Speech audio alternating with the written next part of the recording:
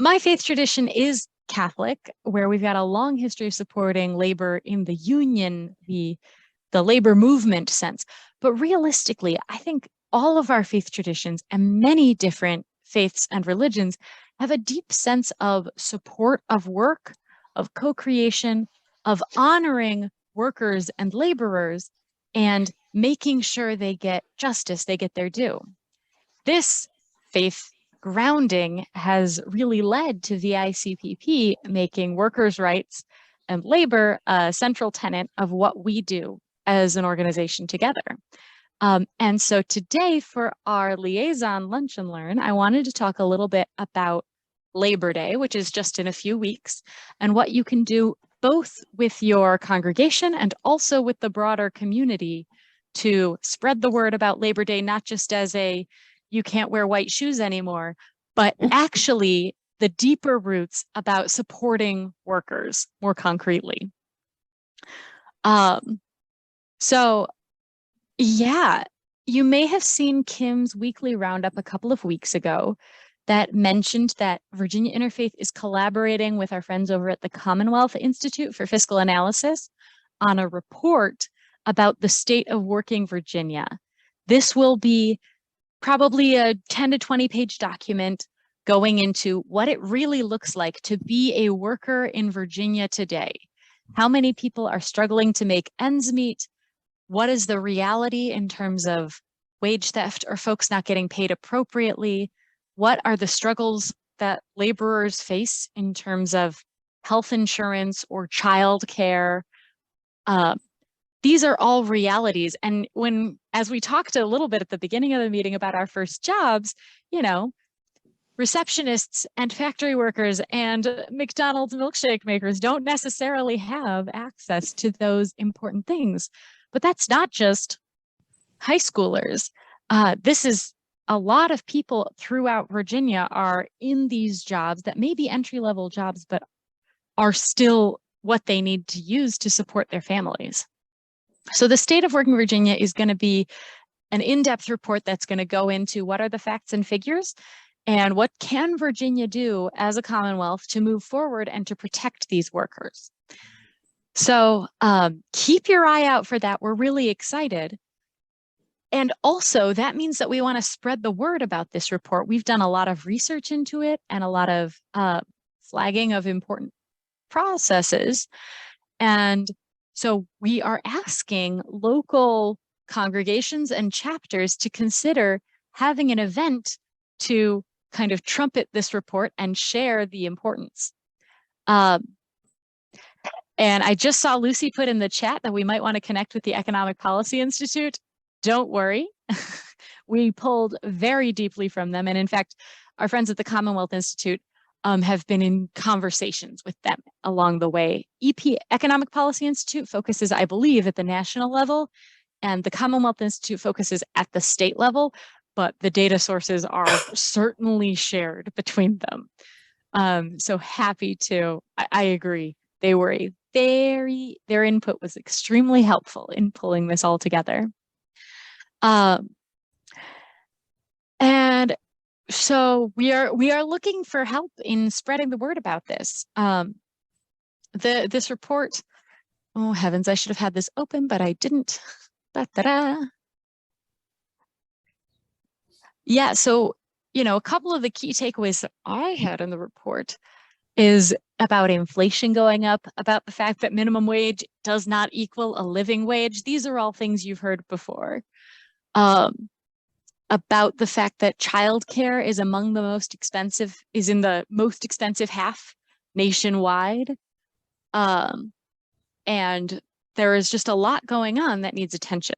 So we are asking folks locally to maybe put together a press conference or a prayer service around this report. You can do it within your own congregation. You can do it as a chapter. We have a template litany that we sent out as well as some handouts, and I'm in the process of putting together more materials you can use, whether that's, screen a movie about labor rights or invite somebody from VICPP to come speak at your congregation, or even just, post on Facebook, share that Labor Day is a deeper and more important holiday than sometimes our culture makes it out to be. If you are interested in getting involved in one of those local events or hosting one of those local events, please do let me know. And we're going to have a little bit more chat at the end of this as well, but I wanted to share all of this in one fell swoop and then answer questions and talk more broadly.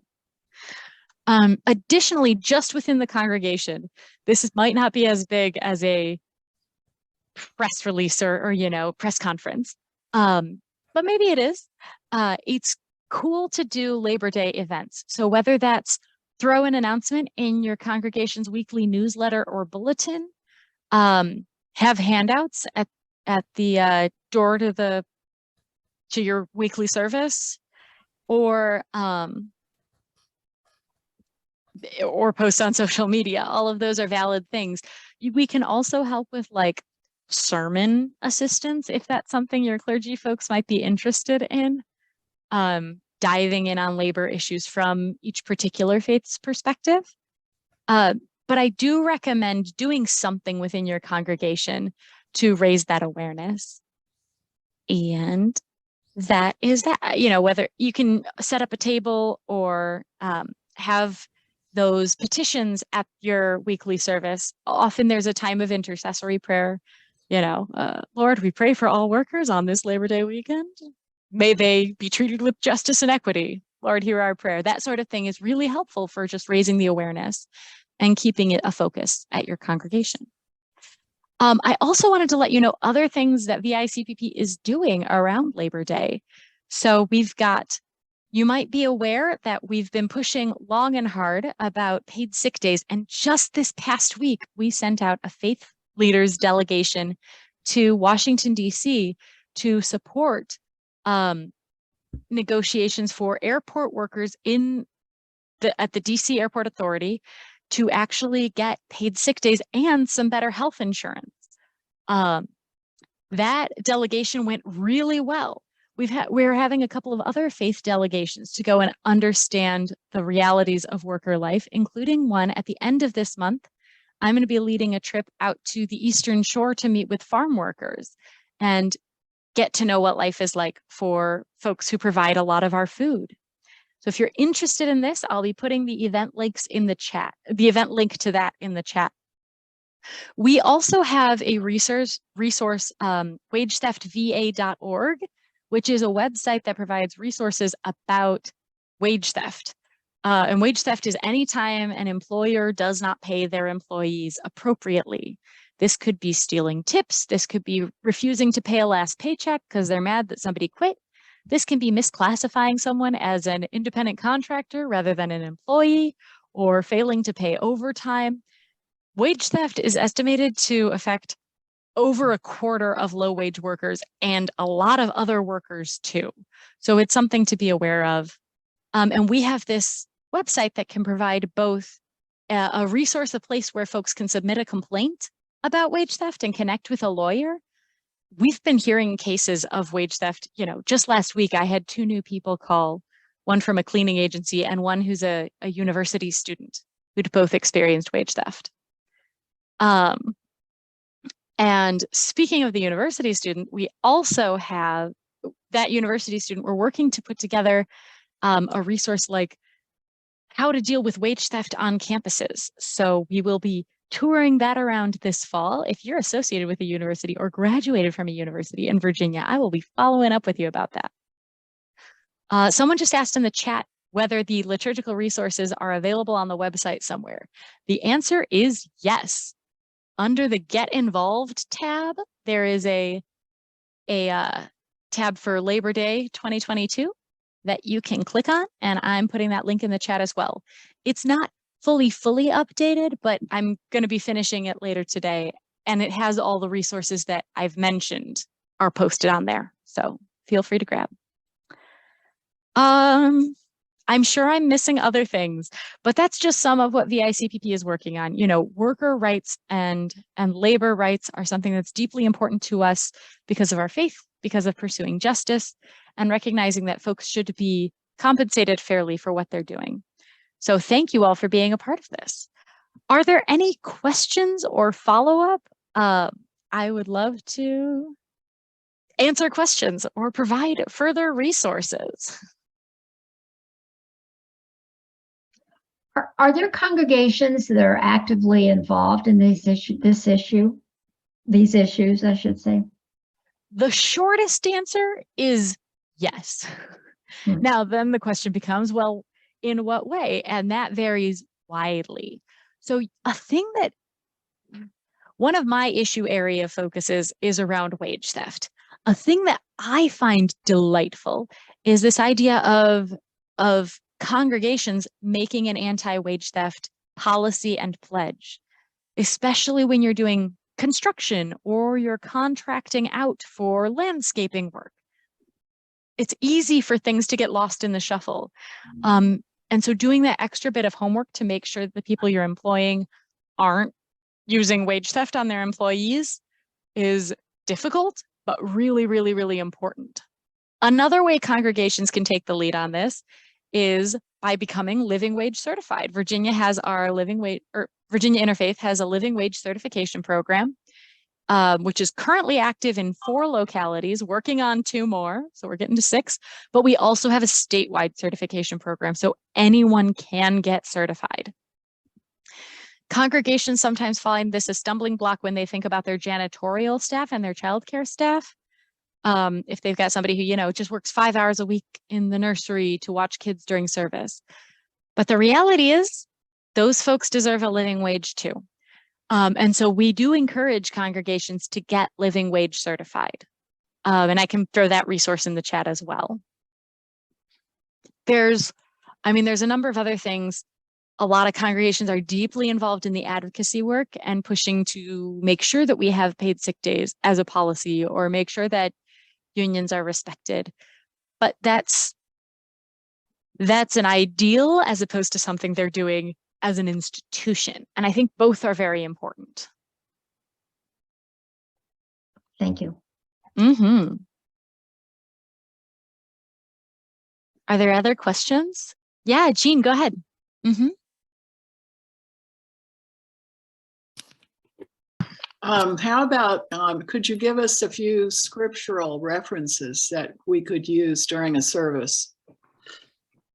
Yes, 100%. I have one that sits here on literally on a post-it on my computer screen, because I came in and started doing wage theft work. And if you're a Christian, this will work for you. If you're not, this is a little more challenging. But the letter of James, chapter 5, verse 4, is something like, the unpaid wages of the worker in the vineyard are crying out against you. And that's so good. But, a lot of the prophets in the Hebrew Testament, Amos, solid stuff. He's one of my favorite prophets.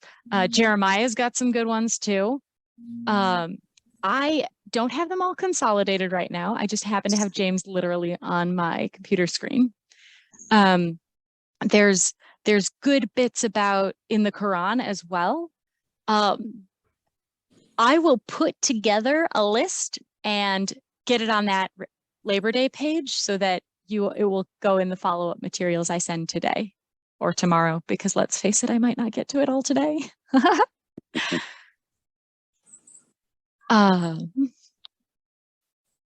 Yeah, that is really helpful to have that scriptural basis for supporting workers. Ooh, Leviticus 19:13. Yeah, that's honestly, I think that might be that's comparable, right? That's the pay your workers in the vineyard. Yes. Vibe. Yeah, that's a good one. It's basically don't withhold the wages of your workers. It's a wage theft text. Yeah, I love it. Leslie, I see you put in the chat. It comes right after you shall not commit robbery. Because stealing wages is robbery, even though, Virginia law or US law doesn't classify it as such. It is true. That goes to civil court, not criminal court. It's an interesting conundrum. Michelle, I see you've got your hand up. Yeah, I was just wondering, and I know you're probably going to say the answer is yes, but do you have a nice little blurb that we could use to put, you mentioned putting information on our social media sites. I'm open to it, but it always helps to have something ready-made. Absolutely. So currently on that link I sent out about Labor Day, it's got the 2021 newsletter announcement and social media posts. I was hoping to finish writing those before I started this meeting. I didn't quite get to it. I think I'll have that up within the hour. So, and I intend to actually send that out to everybody in the database as like a literally copy and paste this from your email, because I have been the person putting together a church newsletter before, and copy and paste is your best friend. So, yeah, but I not quite yet, but I will soon.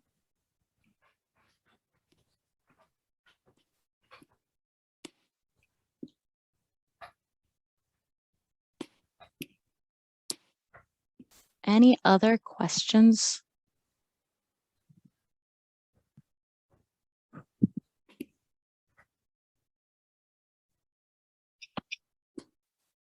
Can I ask one other question? And Oh, please. as you look at some of the national level or work that's going on inside various denominations, whether it's Methodist, Episcopalian, whatever, Baptist, whatever, are you familiar with any of the churches at the congregation, the denominations at the national level that are intently involved in this? I think it's always really helpful to have examples to give to people as you talk with them about what's going on.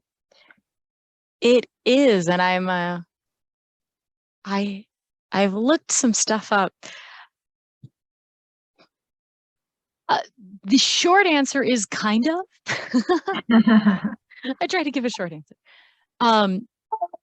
Because I'd say there are a lot of national or even international statements about these are our values, these are our beliefs, these are the things we aspire to. I think it's a little more challenging in terms of policy. So I will look into that for you. I mean, things like scriptures and prayers and values, those statements are findable. And I would say most major religions and denominations have those to some extent. The policy question, I will have to look into that. I don't know. I think it would be pretty powerful to see somebody. I can imagine the UCCs or the United Church of Christ or the Unitarian Universalists having that as a policy nationally, like as a national policy, all of our employees will make a living wage. But I haven't heard that concretely. I know most of the other denominations have not made such a pledge. But there is, but the goals, the aspirations, that is certainly true on the national level. And I can send out some of that language. Thank you. Well, thank you all so much. Any final thoughts or questions? See you soon. Right. Other than to say thank you. This I thought was a Thank very you. good use of an hour here and talking about very, very important issues and all sorts of things that are going to be coming up. So thank you for leading us in the charge. Thank you so much. I love doing it. Thank you for your time and attention, Sheila. Lovely to see you all. Thanks so much. Nice to see everybody. Have a good rest of the end of the summer. Bye.